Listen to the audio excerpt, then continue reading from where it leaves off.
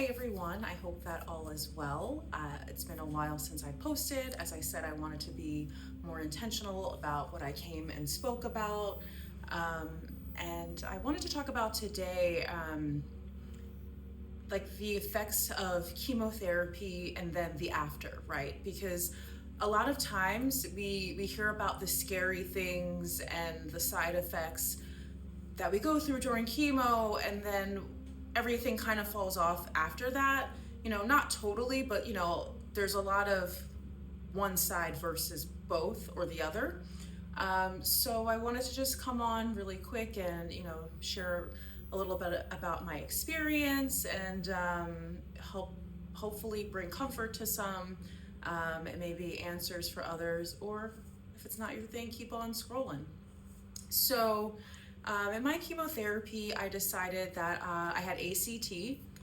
AC, Red Devil, started first, and then I had 4 of those every other week. Then I went to Taxol, which was supposed to be 4 every other week, and I had 1 successfully. And then the second one, I suffered a severe allergic reaction, which was not fun.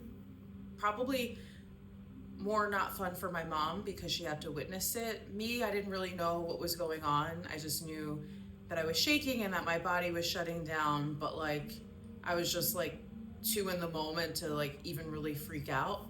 When I think back to it, actually now it's quite fucked up and very freaky, and that must have been very upsetting for my mother. Because in the moment, I remember saying, can I have a mirror? I want to see myself. And my mom said, no, you don't.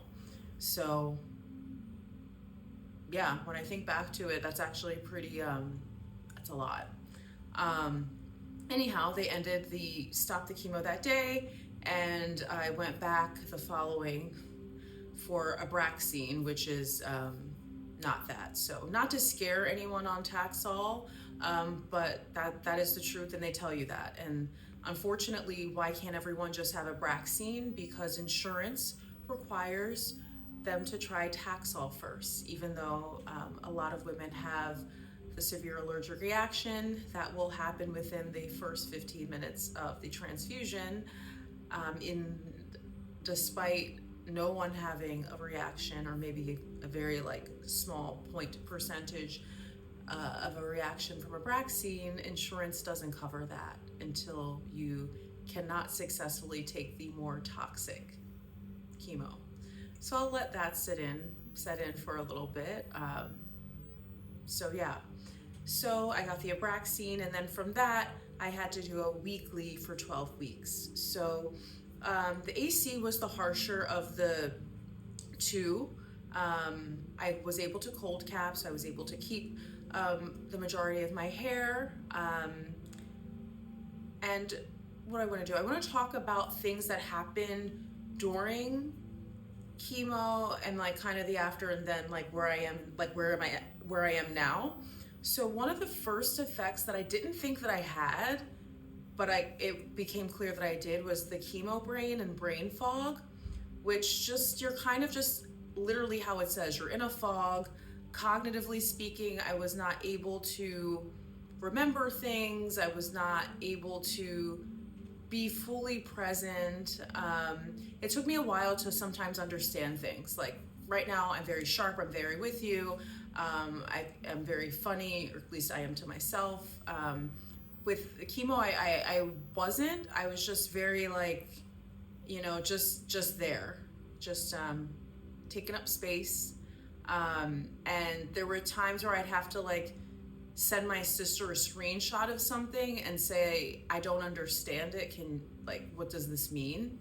And for me, that was very scary and upsetting because for a living, I'm an executive assistant. I'm very intelligent. I like to read. I like to write. I do all these things. And for what felt like a long time, but which in the grand scheme of things was a very brief time, I just couldn't comprehend certain things. And I remember if there was a story a friend told me during certain parts of my chemo, I have no recollection of it. I just didn't maintain it. There was a friend who got a promotion, and I didn't know. I knew in the moment, but then later down the line, I was like, oh my God, I didn't know. They're like, I told you. And I'm like, sorry, like that's definitely chemo brain. So I was most concerned about just my cognition, my reading comprehension, and things that were just sliding and just like gone.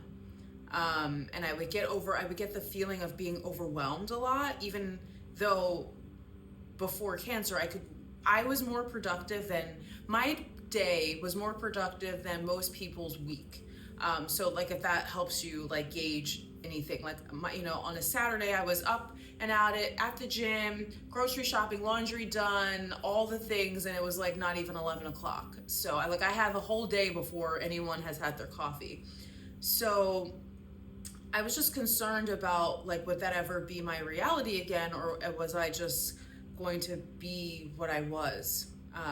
The upside is it does all come back different, but I think in a better way. I do get overwhelmed at times now, but I do think that it's a different reason. It's almost like I'm allergic to chaos. So if something's coming in and it's just like a lot, I think that I've been through a lot in the last few years where my system it just is like, no, we're not entertaining any of it. So a lot of times, like, I'll just say I'm overwhelmed right now, and I just have to take a moment. I have to take a beat, and I have to like put up a strong boundary of like, just not now. And this is for like just life in general, work, it doesn't really matter. And there's not any one thing that can necessarily trigger it. It could just be, I've decided that I wanted to do all of these things, and as the day goes on, I'm realizing that like I can't and I don't want to, and it's causing me overwhelm. So it's an interesting thing to experience, because me pre-cancer, I just would have pushed through and did it and figured it out. And like, yeah, like of course we all have moments where we're like, we pull out our whole closet and then we're like, oh, I don't actually want to do this now. But like, it was just happening a little bit more. So I just had to be cognizant of what I said yes to, and whether it was with other people or just myself, and just say, okay, like if you want to bake a cake and cookies and make dinner, just choose one, or choose two, which one being the small one. You'll make your dinner and then you can bake cookies because it's easier and faster than baking a cake. And then if after you do all that, you still have the urge, then do the next thing, but don't like do all of these things at once. And I started to wonder, I'm like, I wonder why this could be. And I just think maybe pathways of the brain, or just the rewiring of everything. When you come back online, you just realize that, okay, I don't need to or want to do a million things in the day. I used to commit to different events in one day, where I would like stop at a brunch and go to a birthday party thing, in the early evening, and then end my night somewhere else. And I just have a rule now, it's one activity a day. So if I'm going to go to someone's birthday, like that's all I'm doing that day, because otherwise I start getting overwhelmed, and then I get upset that I'm overwhelmed, and it's like this crazy cycle, and it's like you're doing it to yourself.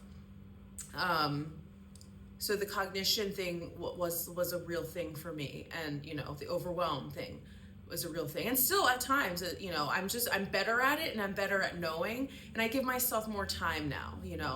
I don't rush to the office in the morning, and I made that known and clear when I was interviewing. Like I just can't. I do my best, and I get there when I get there, and I'm always reachable, and I will always do my job, but I can't have the stress of, being somewhere at a specific time.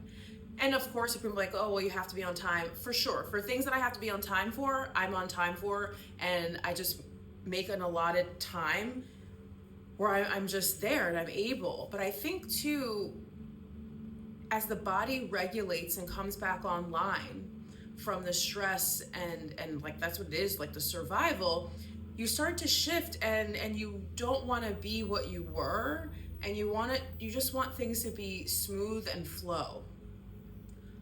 So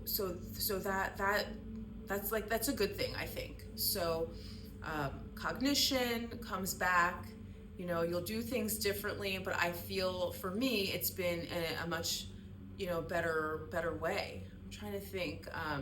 Hair comes back, there's a weird fuzz that comes over your face, like a white peach fuzz. And then one day you'll look in the mirror and it'll be gone. Someone said that to me and I'm like, you're full of shit. And that's literally what happened. So my guess is it's the body just regenerating after like the chemo's done and starts to leave your system. And the hormones and cells that have been being killed and not allowed to divide are now able to do that. So as the body comes back online, things will happen. Eyebrows take the longest to come back. Eyelashes as well. There's nothing you can do to rush it. I put on a eyelash thing that a friend sent me, and actually it did work. I don't know that it was like super like fast, but I felt like it worked. And they'll fall out and they'll come back and they'll fall out and they'll come back and then they'll come back. And then the eyebrows were like one of the longer things to come back. My hair got fuller slowly over time. I still, even now, and it'll be almost 2 years in March, have like a little bit of like some areas where it's like the hair just hasn't come back as strong.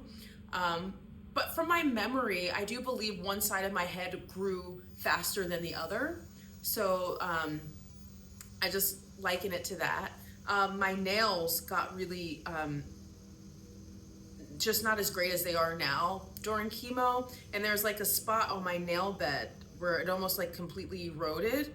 And that's just still with me. And it's probably maybe never gonna go away. And like no one knows, I just know. So it's just gonna be like probably a forever reminder, like my radiation little dot tattoo that I didn't need because I ended up getting the proton approved, so I didn't need that because they had their own, but whatever. So I'm a little annoyed with that because I didn't need it and didn't want it, and I was forced to get it. So, you know, those things like that. Trying to think, the swallowing, I was not able to swallow towards the end, but then that went away, like almost immediately. The neuropathy feeling, that went away. I do a lot of work though with it, you know, the compression boots, I lay on the PMF mat, movement, my cardio came back. Took a while, but I'm able to run now, and I don't really enjoy running, but also my boob, because of the if you hear weird stuff, I live in New York, so it could be the heater, or that might be a car. Like the implant, I think rubs when I run, or I probably don't have the right bra. So the last time I ran, I didn't enjoy it. But I think I will retry in the summer. And also I think I was still healing. Like I had the reconstruction in June of 2025, and this run was in about like October or maybe earlier, but either way, you know, the body still heals. The body has been through a lot and takes time to like come back online and to do these things. But I will say, like, it sucks. Like, sucks isn't even a word. It fucking sucks. But I promise you that in the end, when it is all over, you will get all of your everything back. You will. And I am so thankful for that, and I'm thankful every day for everything, like the little things. And it's funny, like things that I used to care about, and I've said this in other videos, I just simply don't anymore. People, places, and things, right? And there's certain foods I can't eat because I equate it to chemo days. Hopefully I'll be able to go back to some restaurants one day, but it just makes me think of the nausea that I didn't think I had, but in hindsight, I was like, that was definitely nausea, but it only happened, like it came out of nowhere, where I would just be like, hey, how are you? And then I'd be like, I would just feel like ill. Because when people say nausea, I think like hungover, like nausea feeling all the time, or like for a duration. This would just come out of nowhere, and I would just, wherever I was, I'd have to stop, and I'm like, I have to go. So I'm trying to think if there's anything else, but just drop a note in the comments if there's any questions that you have or anything about my experience that you would like to hear about. And I'm always making content, and I have a content plan that, you know, is coming up that I'm excited about, that I'm going to start filming and start getting out there. And I'm super excited because just a lot of new exciting things are, coming up and opening up, and I look forward to sharing them with you somewhat in real time.